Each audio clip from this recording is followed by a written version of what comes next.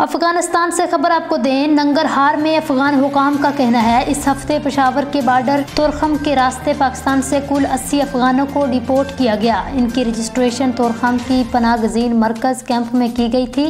سرکاری خبر رساں ایجنسی بختیار کے مطابق مہاجرین میں سے کچھ کے پاس قانونی دستاویزات بھی تھیں، جبکہ دوسری طرف پاکستانی حکام کا اصرار ہے صرف غیر دستاویزی غیر قانونی افغانیوں کو ہی ملک بدر کیا جا رہا ہے۔ POR proof of registration card, ACC holders passport اور تیسرے ملک کے قیام کے منتظر افراد کے لیے کوئی مسئلہ نہیں۔ یہ تصاویر ننگرہار میڈیا ڈپارٹمنٹ کی طرف سے سوشل میڈیا پر جاری کی گئی ہیں۔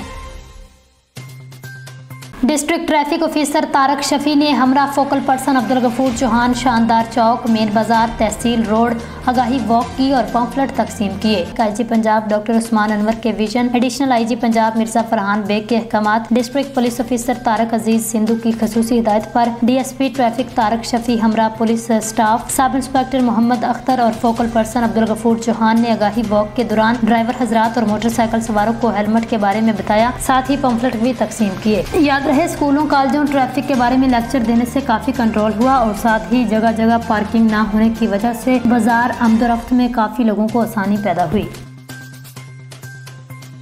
جاوری کا منڈی بہاؤالدین جیل میں قائم لٹریسی سینٹر کا دورہ، تعلیم بالغاں پروگرام کے حوالے سے ڈپٹی سپرنٹینڈنٹ جیل منڈی بہاؤالدین طاہر بشیر کے ساتھ اہم اجلاس منعقد ہوا۔ ماہر عمر دراز جاوری نے دورے کے دوران انتظامات چیک کیے، قیدیوں کو تعلیم کی افادیت اور اہمیت سے روشناس کرایا۔